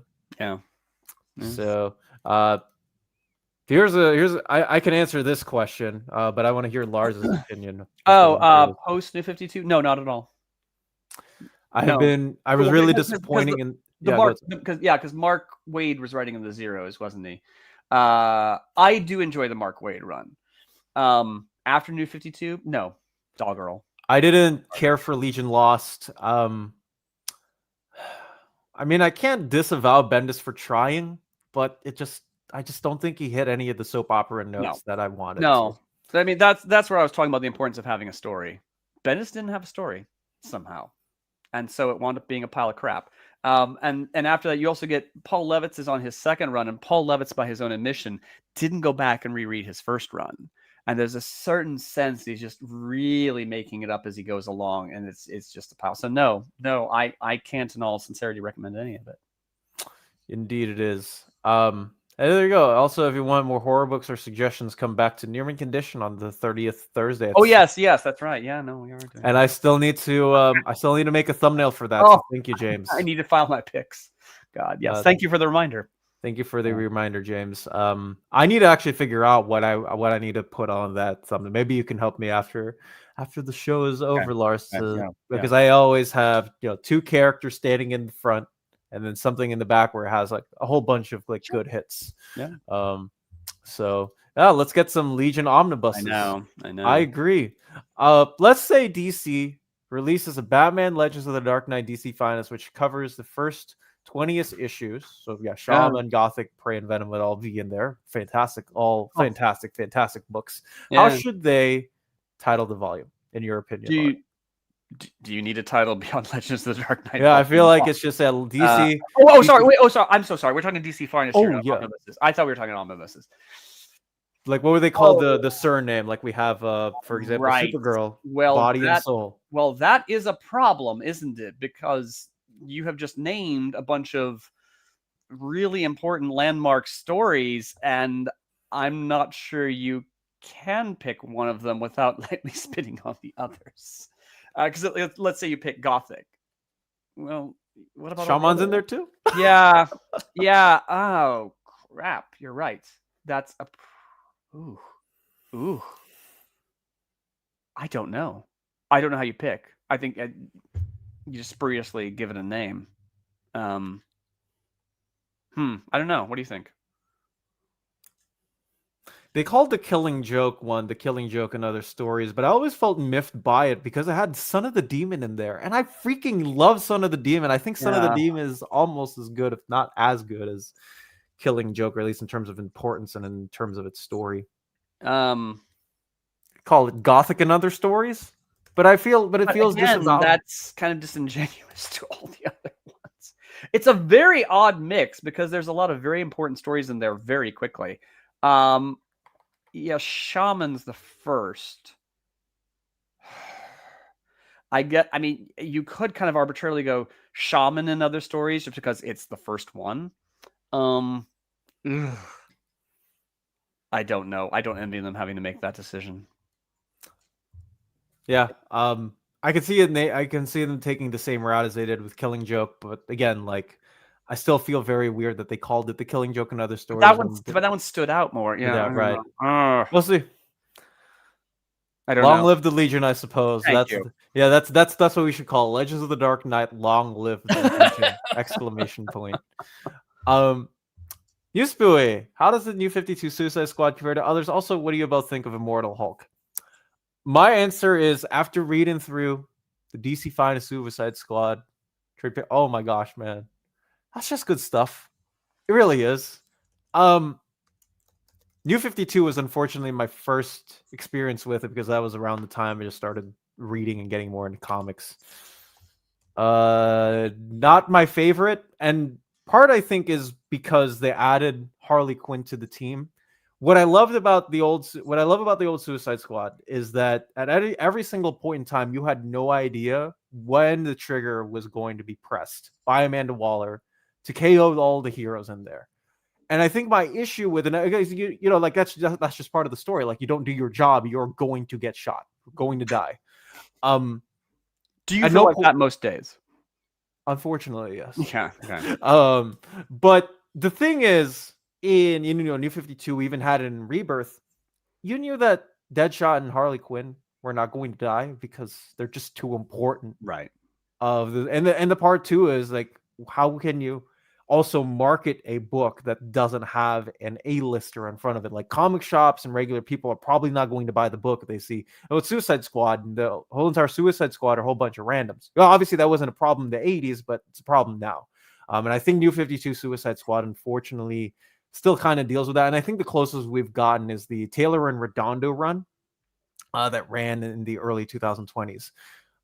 I still have not yet finished through the entirety of the Immortal Hulk Omnibus, but for the 4 or so arcs that I have read, it is absolutely the most tremendous, like amongst the most tremendous stuff that I have ever experienced on a go through. And I would absolutely recommend it to everybody who is reading it. Yeah. But go ahead, Lars. I have to confess that the New 52 Suicide Squad really didn't do it for me. I recall reading it and putting it down. And maybe that's my fault. Maybe that's their fault. I don't know. It didn't really connect. I did enjoy the Suicide Squad Rebirth run, which was Rob Williams, I think. And I did wind up reading all 50 issues of that. It struck a much nicer balance of, like, there is something about the Suicide Squad that it is just a bit ridiculous. And I think Rob's balance of comedy and drama was better. Because, we look back on the Ostrander run and, like, yeah, characters are dying and getting slaughtered, but then you remember Captain Boomerang just being nuts. Yeah, I didn't really. I personally preferred the Rebirth run. Yeah, it's got Jim Lee on art for at least like the first portion of it. And it's got Jim Lee on art. Yeah, and I thought its treatment of Harley Quinn was more interesting. There's a point in there where she reverts to being Harleen Quinzel, the therapist. We're threatening to kill Dom if he doesn't do his job well. But yeah. That's more than fair enough. Dom, when money and room become less tight, how do you see your collection? Yes. My dream office is to have a setup where it's, you obviously have a rectangle. The longer parts of the rectangle are just all bookshelves. My cubicle, or like my big desk, is somewhere in the back, and there's a whole bunch of Pokemon art, Mario art posters behind me. My version of my room would also have to have a section of it where somebody like paints over it or paints over the wall. There's like a superhero on it. It costs a lot of money, but that is what I envision for my room. Just a whole bunch of shelves running alongside. Got an office in the back with all of my other fandom interests and video games and whatnot, and then a portion of my room it's got a painting of a superhero or superhero somewhere. That is what I envision. Yeah, see, like it's there were a lot of good stories in that. I mean, we have the story where KG Beast gets introduced. You know, that obviously didn't get any of the headlines. Like, it's crazy to think. But yeah, like, see, Dom is right. Son of the Demon is 100% vital to the story of Batman. Like, that was part of Grant Morrison's thesis on the Dark Knight. So, it's true. And while yes, it is true that Killing Joke sells more issues than Son of the Demon. That is true. Yeah. Well, yes. You can't automatically blame them for let's go with our strengths. Right. Yeah. And more people will know about Killing Joke than they do Son of the Demon. Absolutely. Yeah. But it is what it is on that part. Omnibus Cafe asks, Lars, my dreams to get a Twisted Toy Fair theater omnibus. Is that logistically possible? Probably not. Again, as I've mentioned before in this channel, it's first of all unclear who even owns the publishing rights to the old Wizard Entertainment material. Is this person cognitively aware that they have the rights? Do they have any interest in putting out publication? And even if you do, you'd have to be concerned about cease and desists from the characters you're satirizing.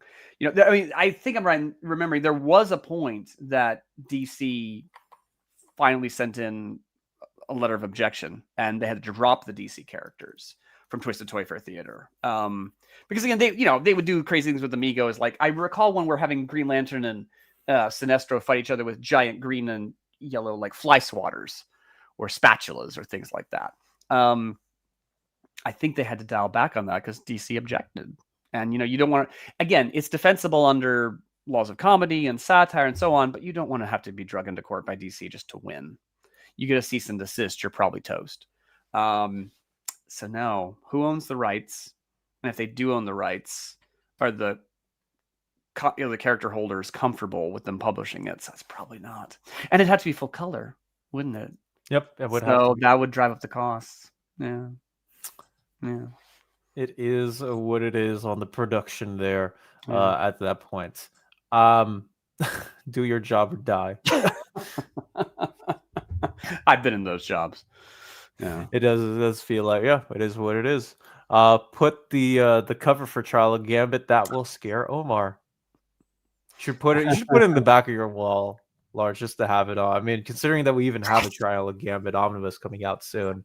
That is like, I will say, like, this is something that I will credit Marvel in, and that, like, they've left no bounds in terms of what they've been able to do with the X-Men books. Right. I am really mad and kicking myself at the fact that the blue and gold Omni got sold out so quickly, despite the printing a lot of it. I think that's just the power of X-Men. I don't know what else to say besides that.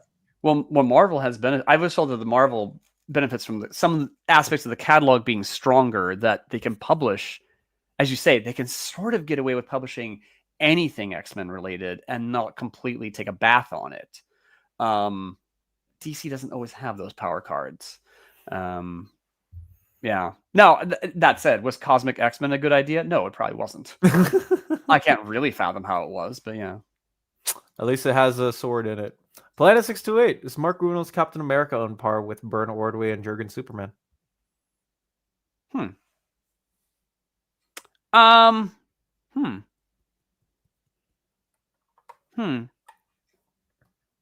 don't think it's on par with John Byrne's Superman in the sense that, you know, Byrne, whenever his faults was he was reinventing Superman. He was called upon to do a very fresh take and a very fresh approach. Mark Gruenwald and Captain America, much like Roger Stern on Spider-Man, they don't necessarily reinvent the wheel. They just do the wheel better and more stable than a lot of the people who come before them. You know, I don't know that Mark Runnell completely reinvents Captain America, but he does it very, very well for a very long time. And Jurgen's Superman is a little odd. Well, okay, Jurgen's Superman is a good example because I've always felt that, like, thank God for Dan Jurgens on Superman, because a lot of the Superman material around Dan Jurgens was not up to it.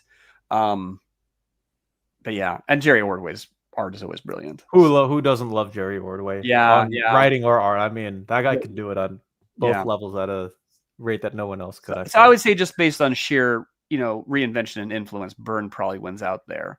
But they're all pretty good. Yeah. Are you going to pick up the Byrne Absolute for Man of Steel?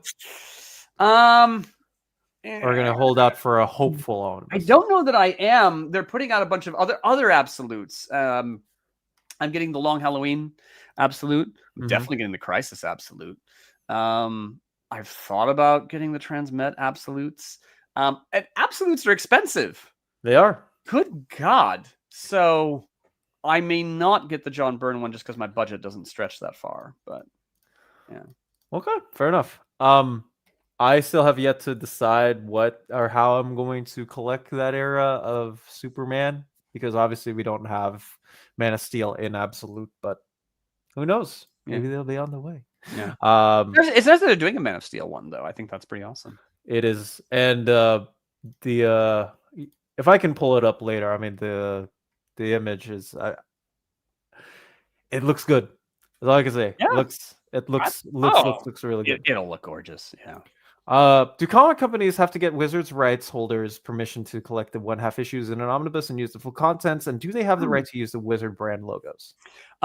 They typically don't need Wizards permission because, again, the contracts will have been written that Wizard would have been able to use them fairly exclusively for X amount of time.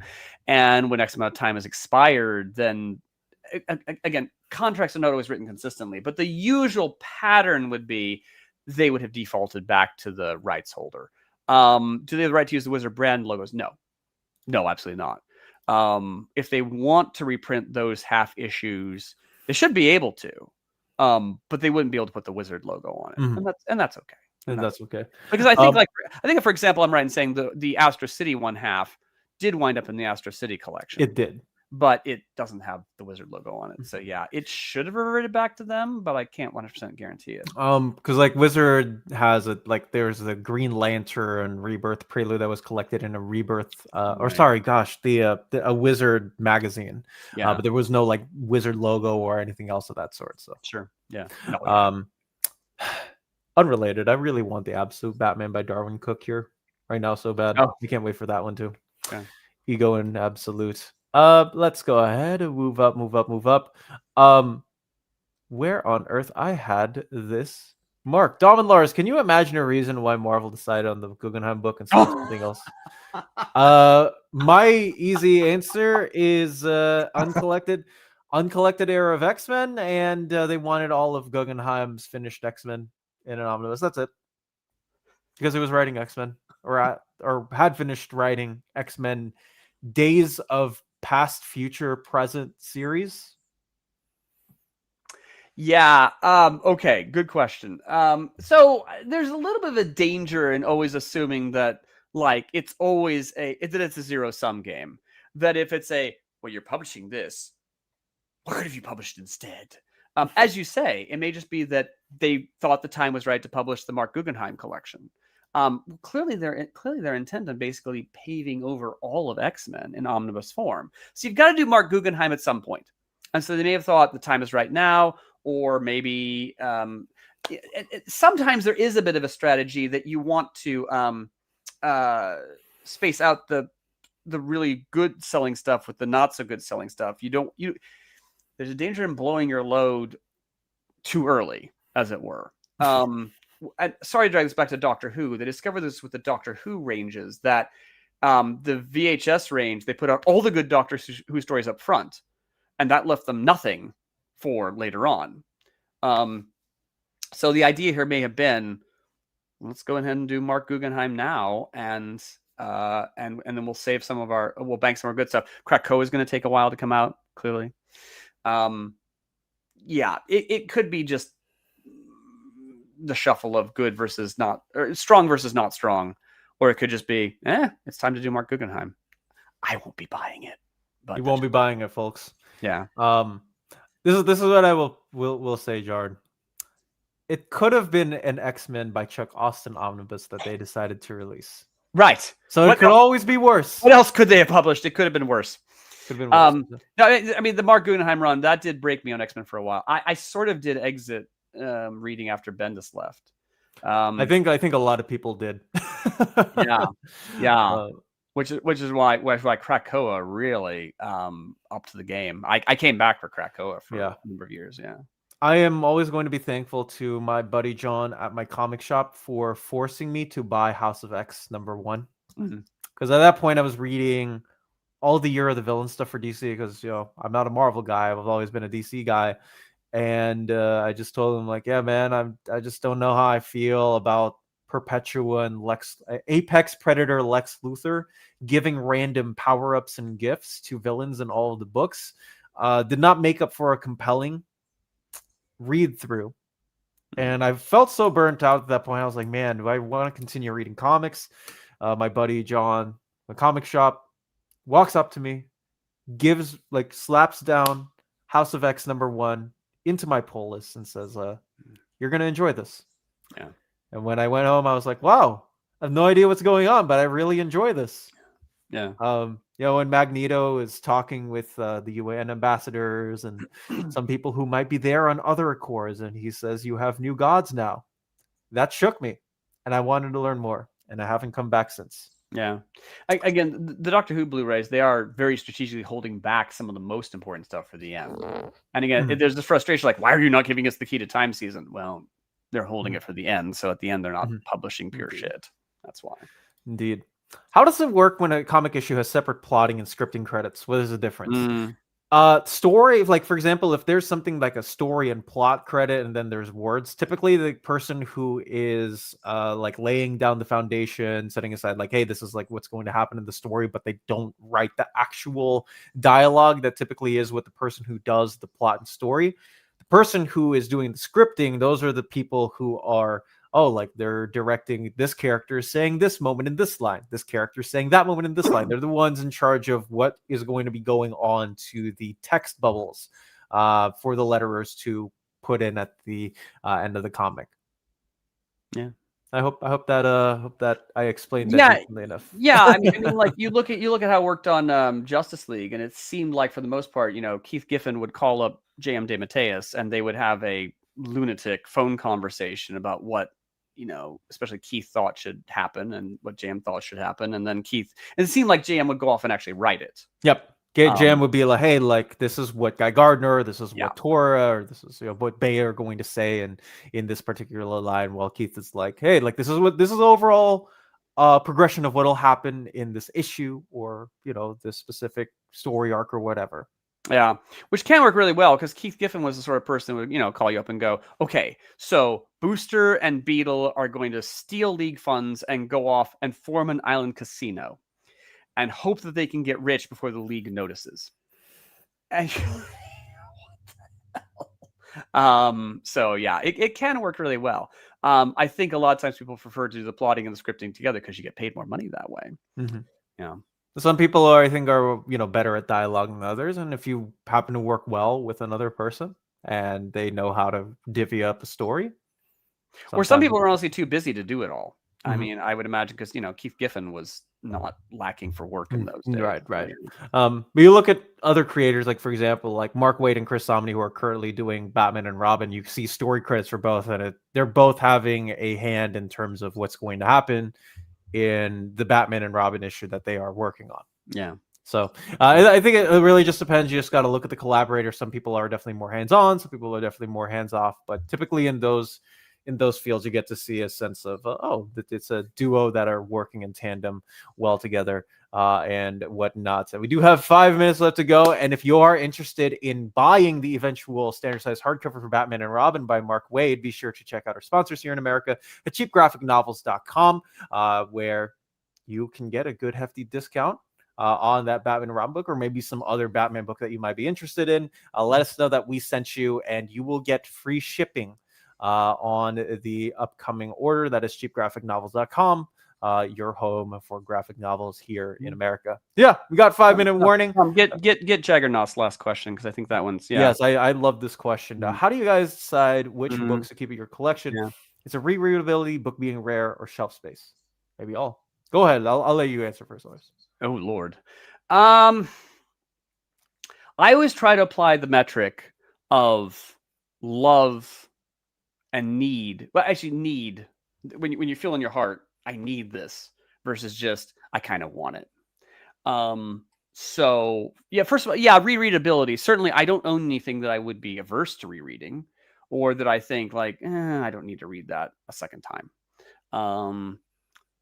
But yeah, it really just strikes you that like I have to own a copy of this. Like I said, there's a whole ton of series, and I'm like, I enjoyed that. It was perfect. Actually, I recently on Marvel Unlimited, I pretty much read all of Bendis Avengers, and I'm like, yeah, okay. I'm kind of glad I did that. I see what people were going on about at the time now, and I see where it worked and didn't work, and yeah, glad I did that. Do I need to own it? No, no, not at all. Am I going to reread it? Probably not. So yeah, so number one, I agree. Everything I own, I would be totally down with rereading. And it needs to be for me that you feel some of an impulse of, I need to own a copy, rather than just, it was kind of good, or I didn't like it. Yeah.